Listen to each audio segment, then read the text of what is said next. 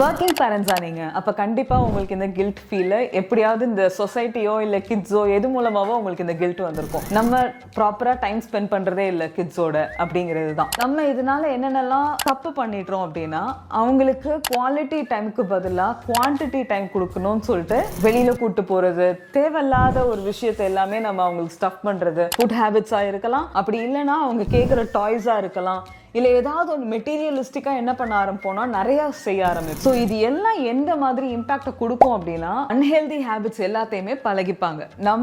நம்மளோட கில்ட்னால இந்த தவறுகள் எல்லாம் நம்மள அறியாமலே செய்ய ஆரம்பிச்சிடுறோம். இதுக்கு பதிலாக அவங்க கூட உட்காந்து பேசுகிற அந்த குவாலிட்டி டைமை கொடுக்கறதுக்கு ட்ரை பண்ணுங்க. நீங்கள் நைட் என்ன பேசுகிறீங்களோ, நைட் தூங்க வைக்கிறதுக்கு முன்னாடி நீங்கள் என்ன பேசுகிறீங்களோ அதுதான் அவங்களோட டீப்பஸ்ட் சப்கான்ஷியஸ் மைண்டில் போய் ரெஜிஸ்டர் ஆகும். ஸ்டோரி டெல்லிங்கை ப்ராக்டிஸ் பண்ணுங்க. இது உங்களுக்கும் கில்ட் இருக்காது, அதே டைம் கிட்ஸுக்கும் நான் ப்ராப்பரா ஒரு விஷயத்தை கொடுத்துட்டேங்கிற ஃபுல்ஃபில்மெண்ட்டையும் கொடுக்கும் உங்களுக்கு.